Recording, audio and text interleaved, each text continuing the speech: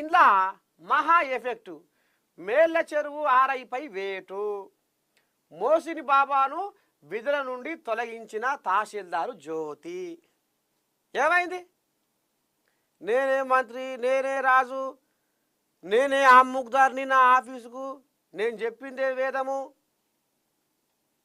ఇక మరి ఎందుకు ఇంత కథ నడుస్తుంది, ఎట్లా ఏంది ఏం కథ అంటే, ఇక నిన్న రాజీవ్ వికాసు ఏదో ఉండే కదా, సర్కారు పెట్టే కదా, రాజీవ్ యువ వికాసం అని.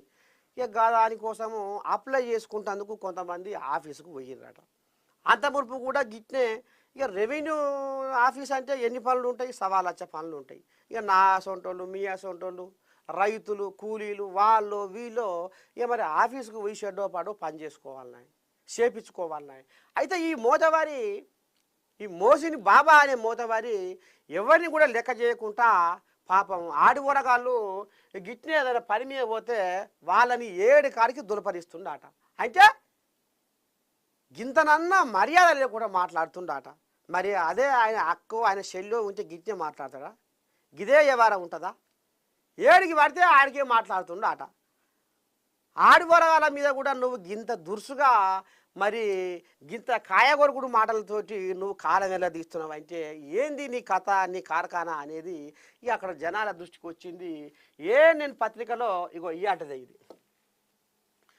నిర్లక్ష్యానికి అవినీతికి కేరాఫ్గా ఆరోపణలు ఎదుర్కొంటున్న సూర్యాపేట జిల్లా మేళ్ళచెరువు రెవెన్యూ ఇన్స్పెక్టర్ మోసిని బాబాపై వేటు పడింది. ఆర్ఐ అవినీతి ఆరోపణలపై మహాపత్రికలో ప్రత్యేక కథనం ప్రచురితం కాగా జిల్లా ఉన్నతాధికారులు సీరియస్ అయ్యారు. ఇక ఆర్ఐ మోసిని బాబా ప్రవర్తనపై పలుమార్లు హెచ్చరించిన మార్పు రాలేదని మహాపత్రికలో అతనిపై ఉన్న ఆరోపణలు ప్రచురితం కావడంతో తహసీల్దార్ జ్యోతి చర్యలు తీసుకున్నారు. ఇగో ఇది మహా ఎఫెక్టులో ఇగో ఇప్పుడు ఈయన కథ మొత్తానికి ఇప్పుడు ఇక ఉద్యోగానికి ఆ పంగనామాల కాడికి వచ్చింది కథ. ఇక మేళ్ళచెరువు తహసీల్దార్ కార్యాలయంలో ఆర్ఐగా పనిచేస్తున్న మోసిన్ బాబా పలు అవినీతి ఆరోపణలతో పాటు రాజీవ్ యువ వికాసం పథకం అప్లై కోసం వచ్చిన మహిళలతో కూడా అసభ్యకరంగా ప్రవర్తించాడు అంటూ ఆరోపణలు వచ్చాయి. ఇటీవల కాలంలో స్థానిక మండల కేంద్రానికి చెందిన కొందరి దగ్గర లంచం కూడా తీసుకున్న వాస్తవాలు బయటకు వచ్చినాయట. ఇక ఈ రకంగా ఉండేసరికి ఇక లాభం లేదు, ఇది ఈడబోయి ఆడబోయి ఇంకా అక్కడ పోతుందో ఏమో పెద్దోళ్ళ కాడికి అని ఇక ఎంఆర్ఓ జ్యోతి ఇక ఈయనకు షెడ్డో పడ్డో విధుల నుంచి దూరంగా పెట్టింది అనే కథ వినపడుతుంది. చూద్దాం ఒక్కసారి అసలు ఏం జరిగింది, ఎట్ట సంగతో ఒకసారి మనము ఇప్పుడు ఆ ఎంఆర్ఓతో మాట్లాడే ప్రయత్నం చేద్దాము. ఎంఆర్ఓ జ్యోతి మేడం ఏమంటది, ఏంది ఏం కథ అనేది మనం విందాం ఇప్పుడు.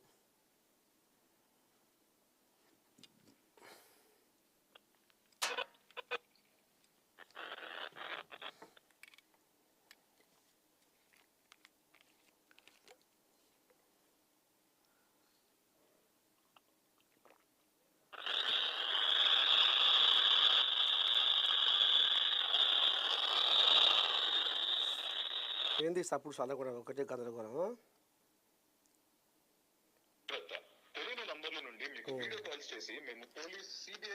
మేళ్ళచెరువు ఎంఆర్ఓ జ్యోతి ఒకసారి ఏమంటుందో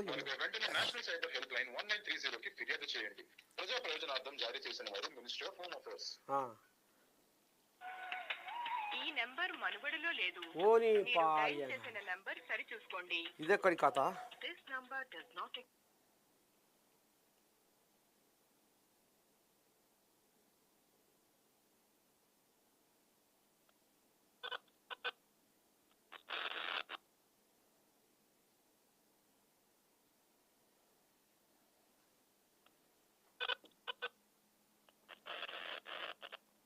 సరే ఈ నెంబరు ఇక అది లెక్కన లేదని చెప్తుంది ఆమె. ఇక మొత్తానికైతే ఇక ఈ రకంగా జరిగింది కథ. ఇక ఆయనే ఓ మాట అన్నాడట.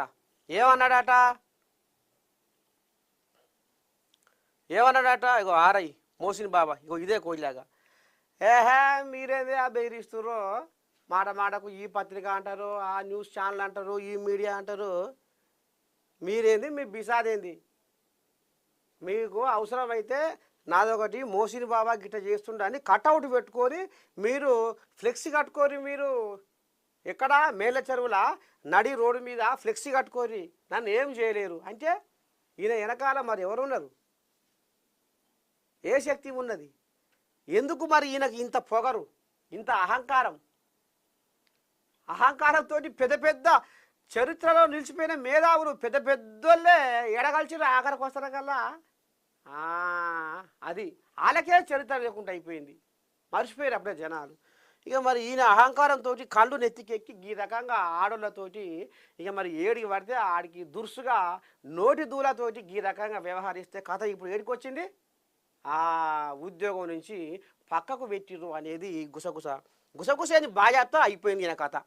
అట్లా ఇగో గిది కథ.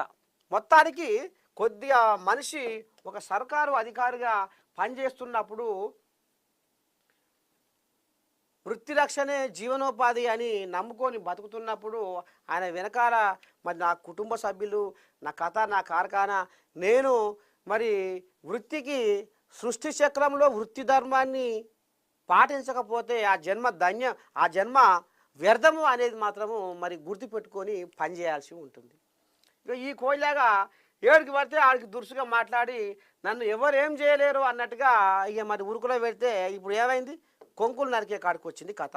ఇక మోసిన్ బాబా ఇక ఈ రకంగా చేసుకొని ఇప్పుడు ఆ ఎంఆర్ఓ జ్యోతి ఈయనని కడకు నూకిందట. చూద్దాం మరి ఇక రేపు ఇంకా ఏం నడుస్తుంది, ఏంది ఏం కథ అనేది. మొత్తం మీద